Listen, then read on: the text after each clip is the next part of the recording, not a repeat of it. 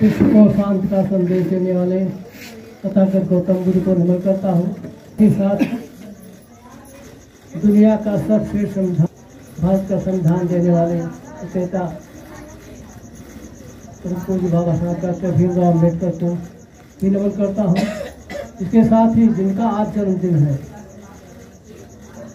बहुजन नायक जी को कहते हैं, माननीय काशीराम साहब, जिन्होंने हमें बाबा साहब ने संविधान दिया, लेकिन आवाज़ हमारी बंद थी।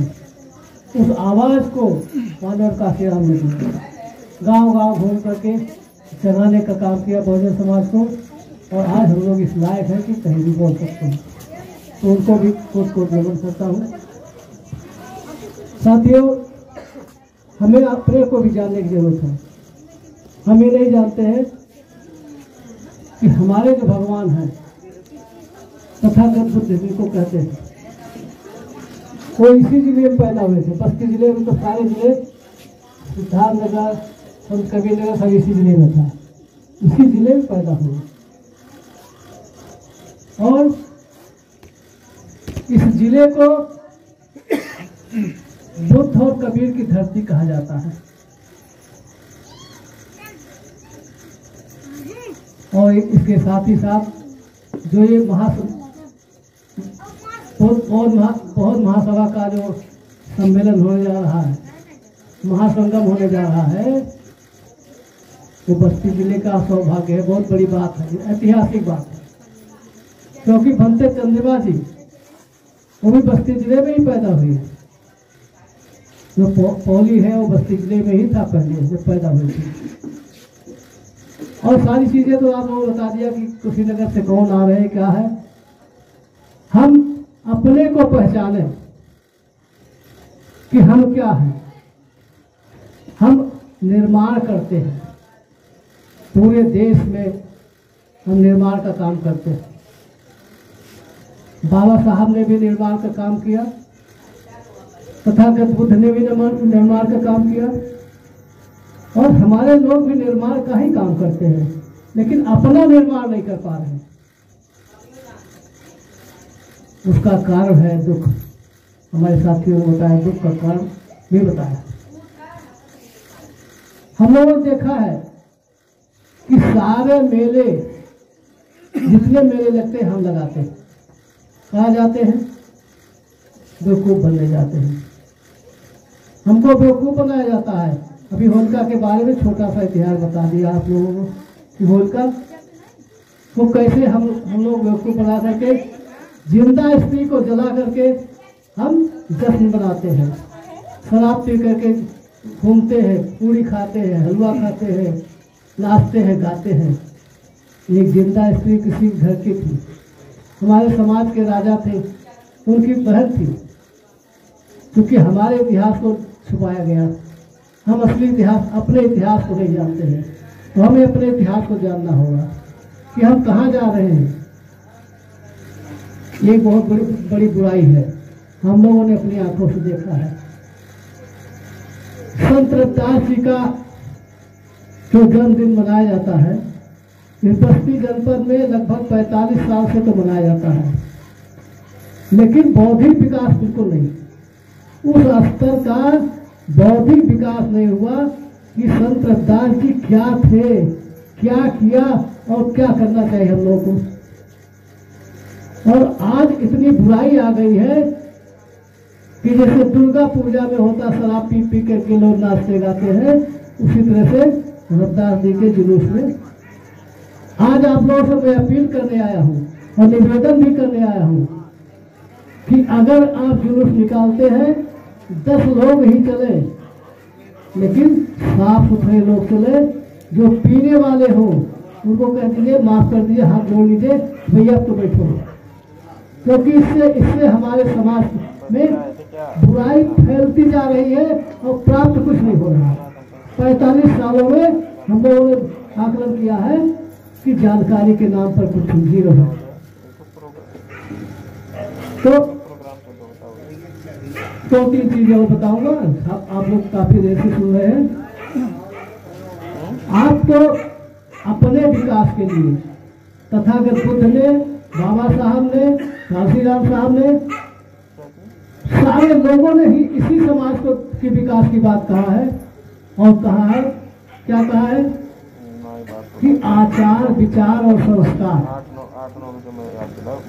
तो जो पंचशील लिया गया है वो सब इसी से संबंधित है कि हम आचार माने अपने आचरण, विचार जो विचार है, और संस्कार, जितने भी तीज त्योहार हैं हम अपने महापुरुषों के बताए हुए रास्ते पर चले। उनके जो तीज त्योहार है हम उनको बनाओ, ना कि जो हमको जो बेवकूफ बनाया गया है उनके तीज त्योहार। जिसमें आपने पाखंडियों का साथ छोड़ दिया, पाखंडियों का त्योहार छोड़ दिया, उसी दिन से आपका विकास शुरू हो जाएगा। और आप जान लीजिए, 3 चीजें और हैं। आपको ये जानना चाहिए कि हमारे साथ अन्याय कहाँ कहाँ हो रहा है, और हम कैसे समझे कि अन्याय है। दिमाग का बोबन निकालिएगा तब। कैसे? खान पान, उठना बैठना, बोल चाल, इन चीजें अगर आपके सामने है, यह खान पान है। अगर कोई लाइन में नीचे बैठ के खा रहा है तो वहां हमको भी खाना मिल रहा है तो ठीक है, नहीं तो 10 लोग कुर्सी बैठ रहे हैं और 5 लोग नीचे बैठ के खा रहे हैं, मतलब हमको वहां अपमानित किया जा रहा है। खान पान में भेदभाव किया जा रहा है। बोल चाल, हम कर रहे हैं चाचा नमस्ते, पंडित जी नमस्ते, कह दियो बच्चा, भेदभाव है, समानता नहीं है। समानता कहाँ है? अगर हमने कहा गुड मॉर्निंग, हाँ गुड मॉर्निंग, नमस्ते, नमस्ते का जवाब नमस्ते मिलना चाहिए, तो समझिए कि समानता है। उठना बैठना,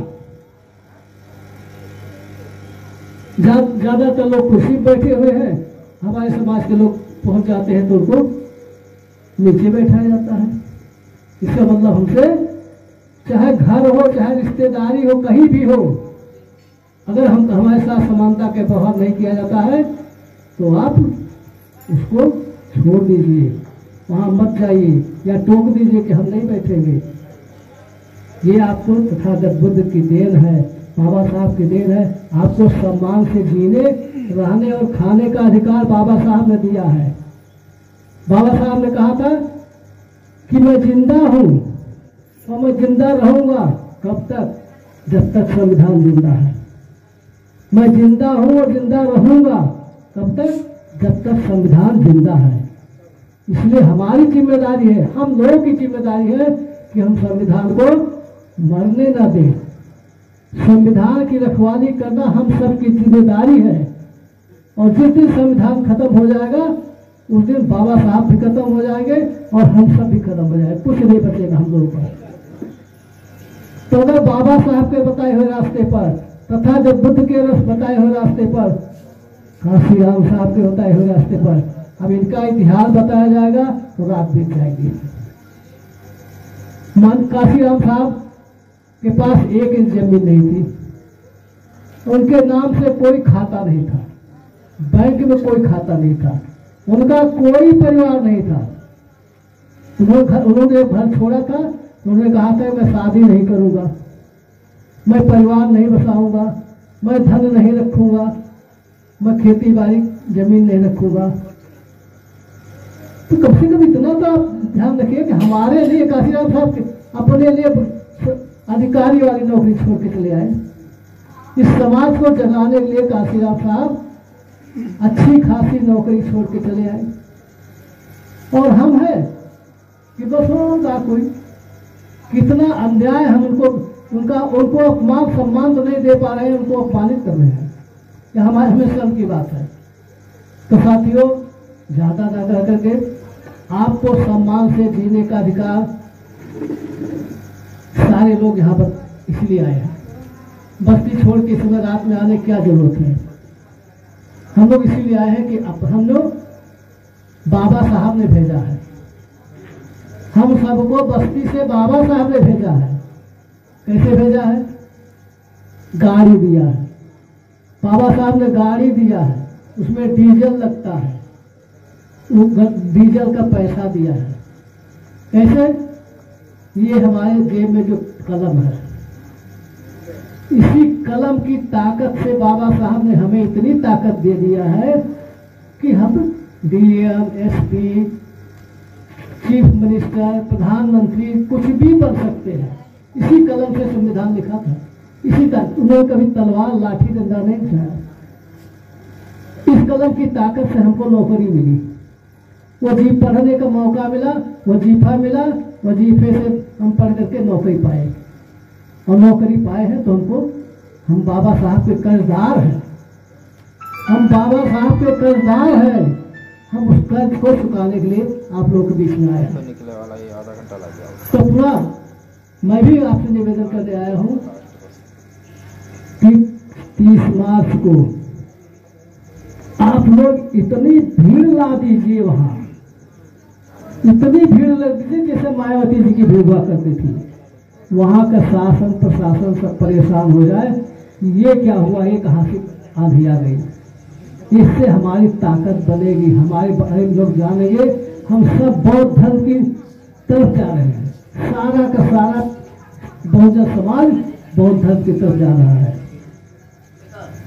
पूरा वही फिर कि आप लोग सब अपने अपने अपने साधन से, कोई पैसा नहीं देने वाला है, आप अपना पैसा लगा करके आएंगे। तो साथियों, मैं पुनः आप लोगों को बहुत बहुत साधुवाद देता हूं कि आप लोगों ने हमें बुलाया, हमारी बातों को सुना।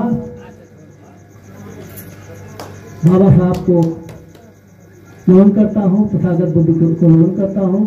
जय भीम, जय संविधान, नमो बुद्धाय।